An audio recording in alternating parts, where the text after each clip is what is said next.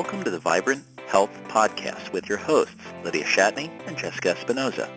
Lydia is a nutritional therapist and founder of Divine Health from the Inside Out. Jessica is a real food wellness educator and founder of the website, DeliciousObsessions.com. Since this is a health-related podcast, it should be noted that the hosts are not licensed medical professionals. The information and advice provided in this podcast is not intended to diagnose, treat, or prescribe for any illness or health issue and should not be construed as medical advice. And now, here are the hosts of Vibrant Health Podcast, Lydia Shatney and Jessica Espinoza.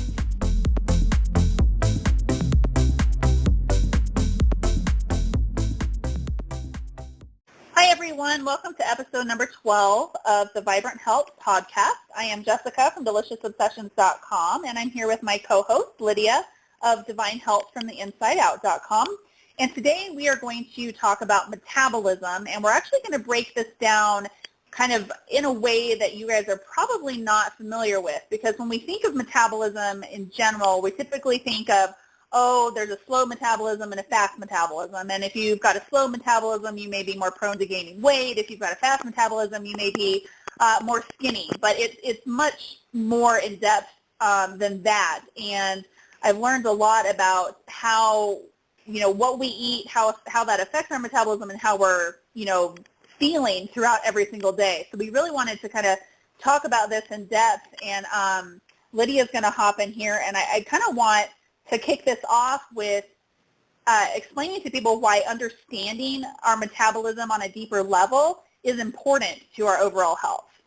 Hi, everyone. It's Lydia. Yeah, this is a great topic that I love, and it's not as simple as just talking, oh, my metabolism's slow, or whatever we hear people talking about, casually. Your metabolism is pretty important, and really we could talk about it in different terms. The way I'm looking at it through hair analysis, we call it the oxidation rate. So we're going to use the term metabolism to help you understand what oxidation rate really means. And the oxidation rate basically refers to the burning of your foods in the body, or how your body actually converts the foods you're eating into energy. And so what it can tell us is really more about how your body is functioning in general. It can tell us a lot of different systems that may be slowed down or sped up or whatnot. And so this is cool because once you know your oxidation rate, and you can't really see this fully unless you get a hair test, but I'm going to give you enough information today that you can get a better feel. So there are actually several types of oxidation rate, and within each type there's going to be some variances. Pretty wide ones, actually. So, if you're not quite sure where you're at, then, just hang in there and listen. But there are three specific types, and we have slow, fast, and mixed. Those are the three main oxidation rates. And this has to do with your metabolism. And if you want, Jessica, I'll just dive in and start talking about each one.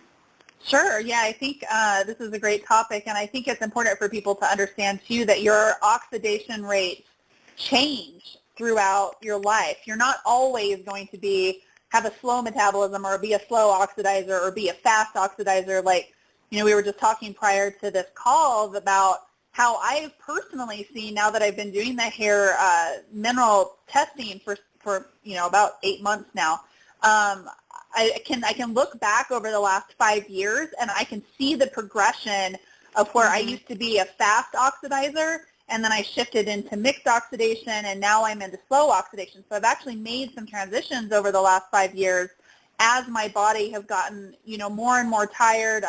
Stressful job and all of the things that life throw at you have caused kind of this cascade of shifting. So you're not always going to be in a fast oxidation state or a slow oxidation state or whatever. So it's much more in depth than we've ever been told. I mean, it's, as with everything health related, we have just barely scratched the surface. So let's dig a little deeper. So yeah, go ahead and dive on in.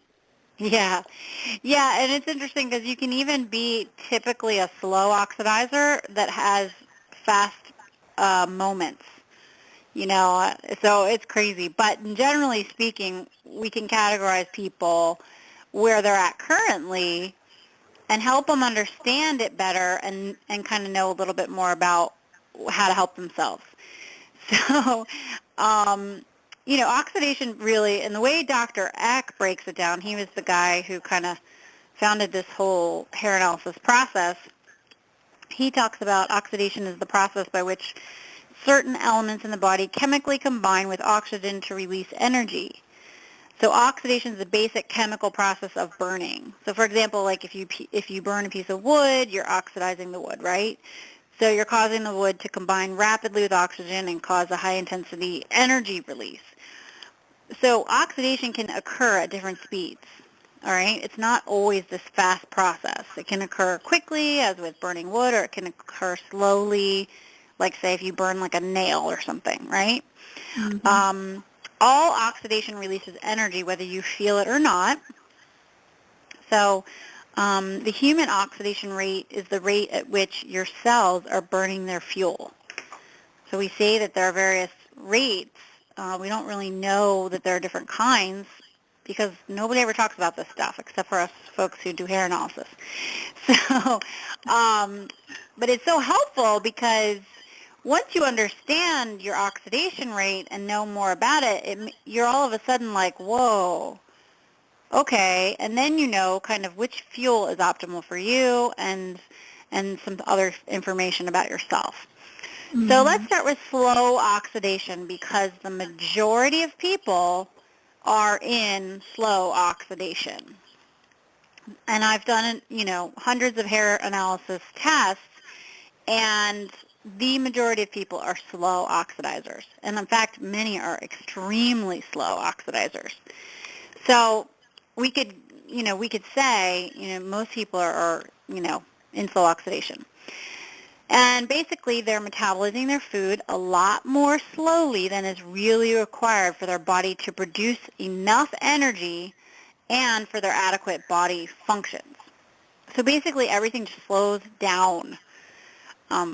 So one key thing about slow oxidation to know is that the activity of both energy-producing glands, the adrenals and the thyroid, is always going to be less than optimum. That's what slow oxidation is. That's what a slow oxidizer is. They've got tired adrenals and thyroid. So a lot of women that I work with are tired and fatigued, and they have a lot of health concerns surrounding their hormones and their adrenals and their thyroid. And we can really get a picture of, how optimally those glands are really working. It doesn't tell us, what hormones are being produced quite exactly, but it can tell us the basic function of the gland itself. Slow oxidizers, these people are often experiencing fatigue. They don't have as much energy as they would like, right? And it's because they're metabolizing their food more slowly. So what this also means is that the digestive system is slowed down. And then this can lead to slowed down transit time. Usually there's constipation involved. Oftentimes there will maybe be some weight gain, not always. People will have lower blood sugar levels, maybe even some insulin resistance. So typically you can have hypoglycemia. And not everyone knows what hypoglycemia feels like. Mm-hmm. They don't know. So I have to tell people, you might have hypoglycemia. Let me ask you a few questions. So, and then we kind of get into it, and they realize, oh. And one of the key things, and this is kind of a joke that we may hear around, is called, do you get hangry? Right? We combine the words hungry and angry, and we call it hangry, right? Well, basically, if you're getting irritable before your meals, your blood sugar has dropped, and you needed fuel like a while ago. I know I posted a hilarious video on my Facebook page the other day. Somebody had put a video together about all of the different styles of hangry that you can get. Like there's the monster, and there was the golem, and there was the, I can't remember all of them, but it was pretty funny, but it was so true. And so many people could relate to a certain style of how they feel when their blood sugar drops. So it's, as silly as it may have seemed, I think it was kind of important for people to realize, like, oh, wait, like, I do get like that. And so make that connection with keeping that blood sugar stable and not allowing yourself to get to the point where you're hangry. Right. Yeah, I mean, there are people who can have severe hypoglycemia, and it's more of a reactive type of hypoglycemia, but that's not as common as just basic hypoglycemia. And a lot of people don't realize they have this. It's very common, and it's simple to recognize it once you understand it and actually pay attention and deal with it, so that you don't experience those angry, irritable bouts. Or if you get to your mealtime and you are chowing down. I mean, if you can't get the food to your mouth fast enough and you're already taking your next bite before you're done chewing, you've waited too long to eat. You've gotten your blood sugar too low. So that's just a little bit of information. So it's really important to get educated on this, because if your blood sugar is very irregular, you're going to have a lot of problems. So I have to teach people on this one a lot. It's something that I probably will be teaching until the day I die, because it's never going to go away. And the problem is it will just get worse and worse and worse, and this is why we have such a epidemic of diabetes and all these other things we've got, going on. People have severe metabolic problems. So it's really important to know this information about your body. We cannot just assume, oh, I'm fine, la-di-da. Not today, not in this day and age. And another thing, slow oxidizers will often, there's actually like a list of maybe kind of common health conditions. So I'll kind of list those. Excessive fatigue can be one. That's probably the biggest thing I see. Depression, so, you're not feeling as happy as you might want to feel.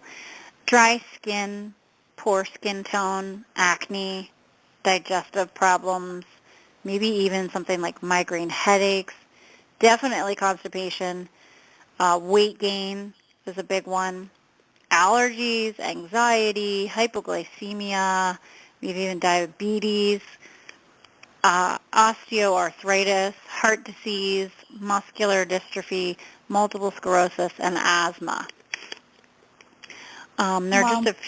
Those are just a few. I mean, those are, common and, pretty big deal. But they also correlate with these mineral imbalances that are associated with slow oxidation. When we look at just metabolism and food and everything, we're not looking at the whole picture. So when you're looking at oxidation, you're seeing the whole body and how it's currently operating, and then you can get a better idea of why your metabolism works so slow or too fast, and help yourself by eating the right fuel for your oxidation rate. So some of the same problems can happen for a fast oxidizer too. It's not just, the slow oxidizer who has trouble. But there are some patterns. Usually the slow oxidizer feels weak and tired and isn't like a go, go, go kind of person. They're more in a defensive holding pattern. Their body's trying to kind of defend against stress. And, these people will be more slowed down. So that's the slow oxidizer, very common. And then we have fast oxidation, so we'll go to the other extreme. Fast oxidizers are metabolizing their food much more quickly, and often more quickly than they should be, so they're burning through it really fast. So they're burning through their fuel.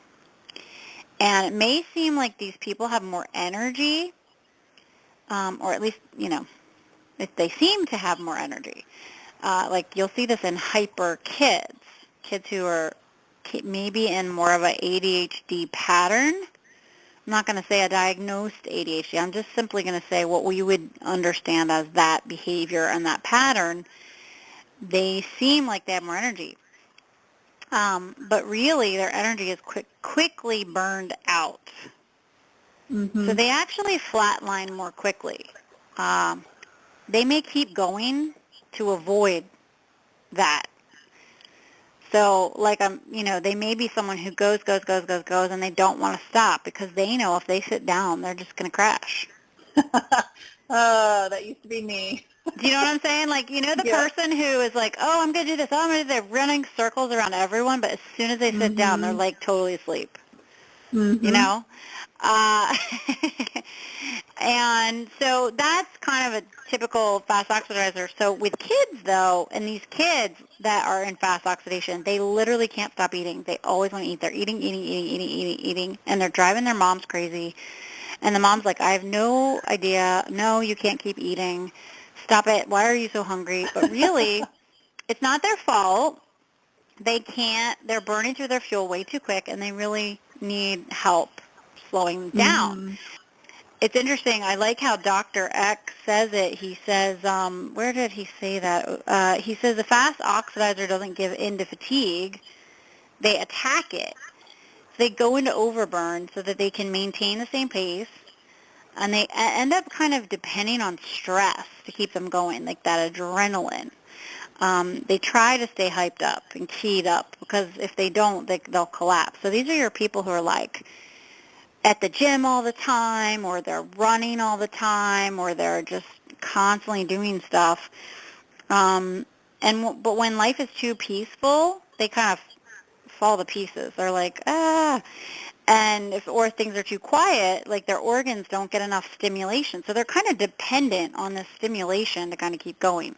We could say they maybe have high cortisol, so they're in this acute stress situation. The thing is they can't do this forever. Right. Right. Your body's going to burn out eventually. So usually someone in fast oxidation will end up at some point in slower oxidation. And they may feel worse because of it, because they go from this fast to totally slow, and they're like, why can't I, function like I used to? So for fast oxidizers, they have usually excessive adrenal and thyroid gland activity, and their glands are working on overtime. So they'll experience the opposite of what slow oxidizers, and they may have a quicker transit time, so they may tend towards looser bowels and diarrhea and stuff like that. Maybe they have oily skin, not always, but that may be more of a tendency. And then elevated blood pressure versus low blood pressure, elevated blood sugar, more anxiety, irritability, things like that. Those are more common to the fast oxidizer, but they're also more extroverted and more happy-going, and those are your party people. They want to do everything. So that's kind of like a little bit of an example of a fast oxidizer. So, and they tend to need more fat in the diet than the slow oxidizer, because it's a satiating source of fuel for them to help kind of slow them down a bit. And they have to be a little bit more judicious with their carbohydrates and some things like that, maybe less fruit. So actually a paleo diet is really a good one for the fast oxidizer, and that may be why we see some of these prominent paleo people. They're athletes, or they're men, or they're, if you look at that type of the person, you can kind of think, oh, that's why this works so well for them, whereas we have women, moms, who've had all the babies trying to do this strict paleo diet, and they're like, it's just not working for me. That's because, they need a different source of fuel than that. So I don't know if that sheds any light for people, but that's a tiny little glimpse into kind of the food part for the fast oxidizer. Yeah, it's very clear. I mean, you remember in 2012 when I lost all of that weight, I was eating tons and tons of fat. I was low carb, high fat all the way. And it was very easy for me to lose that weight. I was actually kind of surprised at how quickly it came off, and I was eating a ton of coconut oil. I even wrote a blog post about it. And what's interesting is that over, I stayed plateaued for a couple, probably 18 months, maybe 2 years at that same weight, and then the weight started coming back on just due to environmental stress that I was going through. And so I was thinking, okay, well, I got to drop the carbs again, and I got to boost my fat back up. Couldn't budge the weight at all. My body was not responding to the high fat, low carb diet again. And that's when I realized, like, okay, well, something has shifted. And that's kind of the indication to me that, or when I learned that our metabolism does not stay the same throughout our entire life, because what was working for me 3 years ago and 4 years ago is not working for me now. So I can, as you're, going through all of these points with the fast oxidation and the slow oxidation, I can see specific times in my life when I was making little transitions in my metabolism. So it's fascinating for me. Hindsight's always 20/20, but, I wish I'd known then what I know now. But it's really interesting to look back and be able to tie those little pieces together. Mm-hmm. So, yeah. So you said there's, so we've covered fast and slow. So you said there's mixed oxidation. So those are people who are just middle of the road?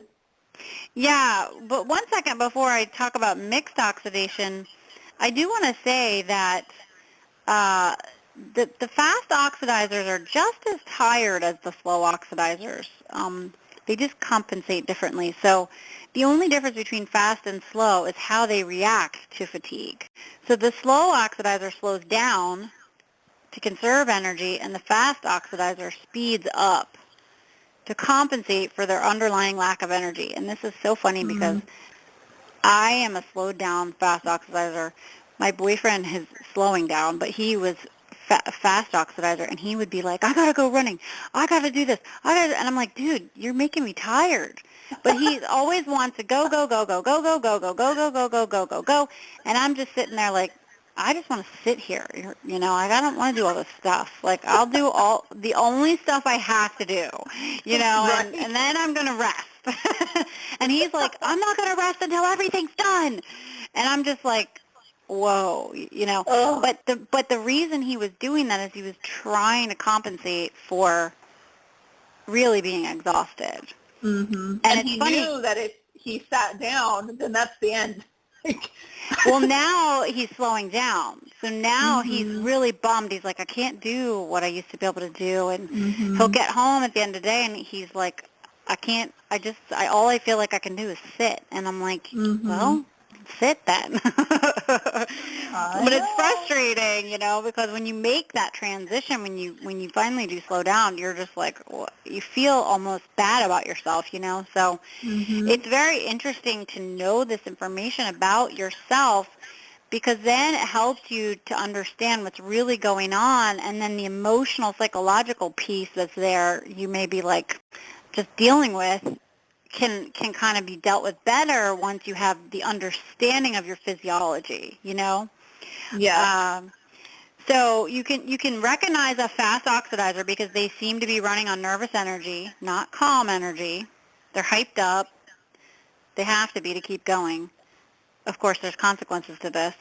But the slow oxidizer, you're going to notice you can kind of start to recognize this in people once you understand this. I'm glad you touched on the issue with being able to recognize these types within yourself and within the people around you, so that the mental aspect of it, because you remember how I was when I started slowing down. I had guilt. Because I have always been a go, go, go, go, go, go, go person. I can't rest until the whole to-do list is done. And so when I got to a point where I couldn't get that to-do list done, I literally did not have the energy to do it. I felt so guilty, and I felt bad about myself, and I still am kind of working through some of that. So I think making that connection will make you a little bit more patient and understanding with yourself, and also patient and understanding with the people around you who may be behaving in a way that's driving you crazy. But when you realize what's going on with them, it makes you kind of understand and be able to accept it and not dwell on it. They're not doing it intentionally. That's just the way that they're kind of functioning at that point. So I'm glad that you brought that up. That's a really important aspect of this. Right. Oh, yeah. It's so helpful. When I first started doing this whole hair analysis thing and understanding the oxidation, I figured out my kids a lot better, and that was really great. And once I saw it on paper, it was a huge relief as a mother to know what was really going on in my child's body causing the behaviors that they had. And once I started to help them with this in mind, I could see the behavior shifting, and it was so nice. So this is really great for parents, especially the kids who are really hyper. Or let's say that you have a child that's apathetic and more depressed. This can correlate with how their body's functioning. They really just could need a little help. So it's nice to understand this. I really like how Dr. Eck describes how you're burning fuel. So like a slow oxidizer could be kind of like a wood stove that's not getting enough air. The fire's just not hot enough, and combustion is not complete. And then you have like residue and like it starts to clog up the stove, and eventually it clogs up so much that the fire goes out. Okay, sorry, but that's like we die in slow oxidation. Right. I know, I'm so... That is a little morbid, but... I get a little bleak at times, but I'm not trying to be morbid. Just honestly, that's what happens, So the more you're slowing down, that's kind of eventually, how we end up leaving this world. So also the slow oxidizer gets more congested in their body and their liver and all this stuff. So that's a kind of an interesting way to look at it.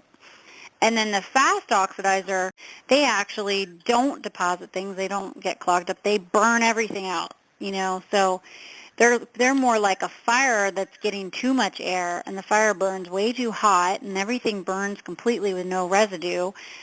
But it burns out quickly because it runs out of fuel. So, the slow oxidizer will end up being the person who has the cold hands and feet, and they're always cold. They're complaining that they're cold. And then the fast oxidizer will sweat, and their skin will be warm to the touch. Not always. But my youngest son, he was always warm. And I remember one winter, he would go outside without a coat. And I was like, man, you need to wear your coat, because I'm freezing, on the other hand. I'm like freezing, and I'm like, dude, you have to wear your coat.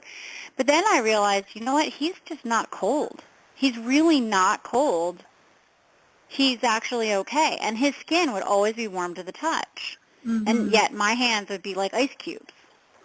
So it's interesting when you look at it that way, with the way you're kind of burning fuel and either you're too hot or you're too cold kind of thing. So it's very neat to think of it in those terms. And then you asked me a minute ago about mixed oxidation, so I might as well talk about that now, and then we can maybe wrap this up. Mixed oxidation is really when the person metabolizes food at a rate that fluctuates between slow and fast. And that's usually because one of the energy-producing glands is slow and one is fast. So they're kind of ping-ponging back and forth a bit. And this can happen, like someone could transition out of fast into mixed into slow. And we think that's what happened to you, right? Yeah. So they're kind of ping-ponging back and forth, and they can experience a combination of everything that I've just talked about, that, between the differences in slow and fast.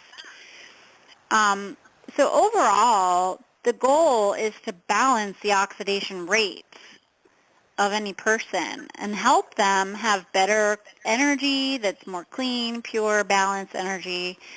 And when the body has that, it's better able to metabolize food, digest it properly, clean out toxins the way it should, and it's just easier for you to get healthy when you have balanced energy through your oxidation rate. So ideal is balanced. You want to be a balanced oxidizer. Correct. Okay. That's our goal. Do people actually get to that point? I mean, is it realistic in today's world? I mean, we're just constantly bombarded, and really reclaiming optimal health is hard work in today's world. So Yeah. not to be bleak, now I'm being bleak. Right. Well, I don't want anyone to strive to be this perfect balanced oxidizer. I just want them to know, like, kind of what, I want them to make sense for where their body might be at and why they're feeling the way they're feeling. And then, really, this information is just to put it out there. If you really want to go deeper with this and understand how to help yourself, you have to kind of see your mineral balance. And because slow oxidation looks one way and fast looks another way. So the fast oxidizer will be low in calcium and magnesium and high in sodium and potassium. And the slow oxidizer often is high in calcium and magnesium buffers to deal with that. And then they're low in sodium and potassium. Mm-hmm. And so there's so much more you can glean from understanding all of that to help balance you. But if you are just figuring out kind of where you're at and making sense of this, like, oh, okay, maybe I should, slow down and relax or rest, or maybe as a fast oxidizer, I do need to do some changes, and as a slow oxidizer, I maybe need to eat a little bit more carbohydrate because that's a quicker burning source of fuel for energy. Then everyone can really see improvement in their health, whether they ever become a perfect balanced oxidizer or not. I mean, yeah, that's the goal, but let's just strive for improvement, Mm-hmm. Right. The more balance you can get, obviously, the better you're going to feel. You're going to have better health overall and a better supply of energy in general and better moods. Yeah. Awesome. Well, we actually have a couple, I was just thinking as you were talking, if people want to learn more about the HTMA and adrenal health and even digestion, we've done podcasts on those in the past. Episode number 3 was all about adrenal health. Episode number 4, we did all about the HTMA, or the hair tissue mineral analysis. And then last week's podcast, that would have been episode number 11, was actually on hydrochloric acid, where we kind of went into digestion in more detail. And I think that would be a great podcast for people to listen to, because digestion is so important, and it really plays such a role in the oxidation. So if you didn't hear last week's episode on the hydrochloric acid and digestion, then I recommend definitely checking that one out as well. Right. There's so much, and there's so much we can all do, kind of understanding more about your own digestion based on your oxidation and how you need to support that. Everyone needs to support their digestion in some way. And the adrenals and the thyroid, they're very important to you. So those 3 things we all are going to need support with, basically, as long as we're alive, right? Yeah. So kind of look at it in those terms, hey, I really could focus on getting more support in 1, 2, or 3 of these areas. And if you have any questions about this, please feel free to ask in the comments below. We love questions. We love feedback. It helps us to help you and provide more content that you're looking to get a hold of as well. We've got a lot of information on both of our sites about the hair tissue mineral analysis stuff. We'll definitely make sure we share links with that. And then Lydia also has some different options available for working with people. So, she's got the hair testing that she does. She's worked with hundreds of clients, over the last year or so, and really has a firm understanding of what's going on. I have been working with her since November, and it really, the hair tissue mineral analysis is the first thing in a long time that has actually given me hope of being able to recover my health. I feel like I've talked about this before in other episodes, where I feel like I got to this point where I plateaued and I wasn't getting any better. So this has been absolutely life-changing, and I'm recommending it to everybody I talk to, just because it's been so life-changing. So definitely, if you're to a point where you're ready to kind of figure out the nitty-gritty of what's going on, or if you feel like you've plateaued and you're really not making that progress that you want health-wise, this may be a really great option for you to kind of really dig deeper and understand what's going on at a cellular level inside your body. So definitely check out that. We'll make sure we put links to all of that as well. And then also, I share a lot of information about kind of my own experiences.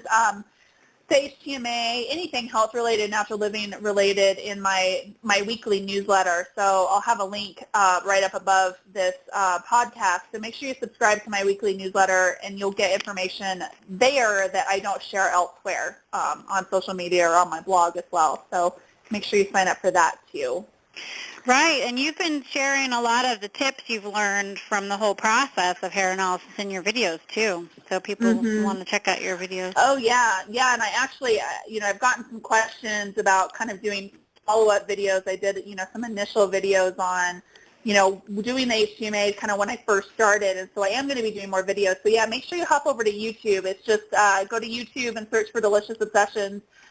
Or, I've got a link on my site, or wherever you're listening to this, there'll be a direct link. But yeah, make sure you check that out. And we've got some really fun stuff coming up. We're trying to hit, 1,000 subscribers over there on YouTube, and we're going to have an enormously awesome giveaway when we do. So make sure you subscribe so that you can be part of that really cool giveaway we're doing. So yeah, thanks for reminding me about that, Lydia. No problem.